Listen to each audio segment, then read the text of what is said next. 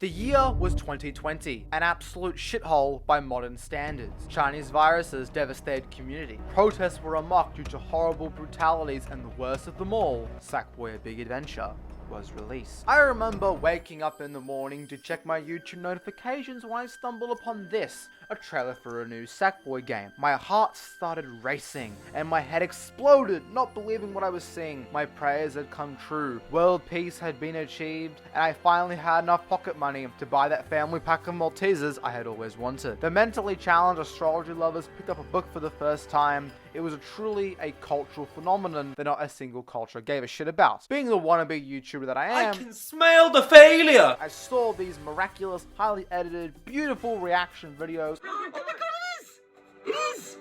What? Sackboy's back, baby! And decided to make my own. This very fake reaction video. That's him. That's him. Oh my god! It was the first video of mine to hit 100 views and set me on a path that would eventually lead me to be the greatest LVP YouTuber of this new modern era. Well, the second greatest, okay, the third greatest, okay, the most memed LVP channel of all time. I look back to those glorious days when Sava was the hot new vape flavor all the kids were after, and it makes me reminisce about the future that this game could possibly have. At the time, the trailer received massive accolades as being the greatest scientific advancement of all time. They even say that some legacy LVP players saw this and got out of their wheelchair to turn it off. Because while the vast majority were excited to see Sackboy again, a lot of people were also prematurely finishing and discussing the fact that this game would probably not have a create mode or any of the old online features the original series did. Two perspectives on this game existed pre-release and post-release. Side A was claiming that this game was a disgrace to nature, a phenomena that should be thrown in the bin and left to the side because it did not have a create mode or any of the old features LVP used to have. And the other side, who was simply happy to see Sackboy again. Sackboy's back, baby! I leaned more to the right side of this. Yeah, this What are those values? To the point where I even pre-ordered the game. I still have the plush that I love dearly. I spent $140 on the pre-order. You can't deny the plush is cute. It's literally the only reason I bought it. When the game came out, it received mostly positive reviews, and I, for one, really enjoyed it, honestly. The story itself was... it really was toned down for the child audience, but one thing I can say is that Vex is the most overrated villain I've ever seen.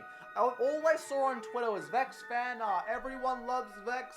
Vex is better than anything. Bro has zero personality, zero motivations, zero character development. He just exists and is comically evil. I needed someone pure, you see. Someone who could collect all those dreamer orbs. It's the only thing that can bring the topsy-turvy to life.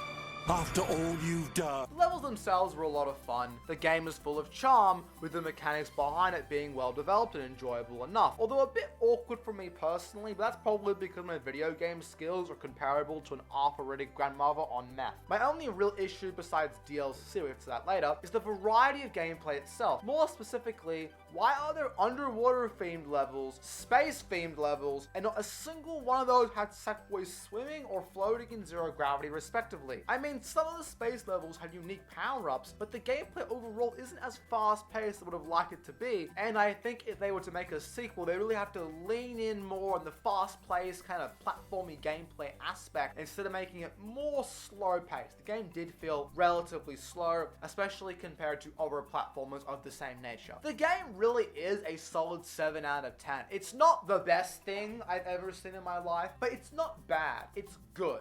That's the best word to describe the quality of Saba. But it is a very safe game, which brings up the question of why did Sony make it instead of an LVP game? It does seem like Sony did try to make LVP 3 work. After all, they were updating it for several years after its release, but in 2017, I'm assuming they eventually just gave up entirely, and that is when the development of Saba began. But here's the thing, while we don't know Saba's sales, we do know how it went on PC, and according to several articles from TrustMeBro.com, it did it did shit. It was one of their worst PC ports of all time, probably the worst PlayStation PC port of all time in terms of sale numbers. From the lack of attention this game got from the broader community, we can read between the lines and infer that the game did not very good. I'm assuming that it did alright. The only number I've heard being thrown around is 56,000 sales, which is genuinely depressing considering the millions of sales the original games would get, because Saba doesn't actually appeal to many people in the way that LBP could. It does have the charming story mode that LBP did have, but it does not contain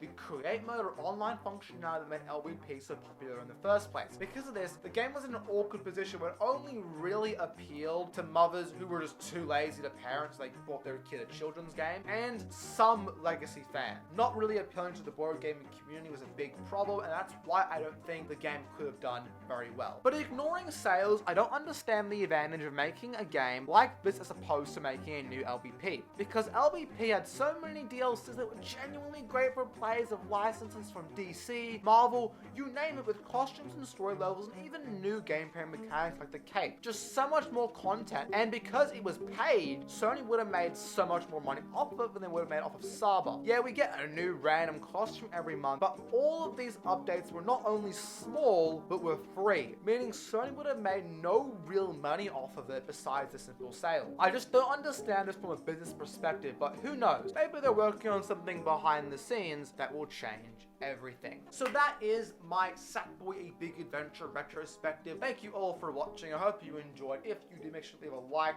comment, and subscribe for more. But for now, I'll see you all in the next video. Goodbye, everybody.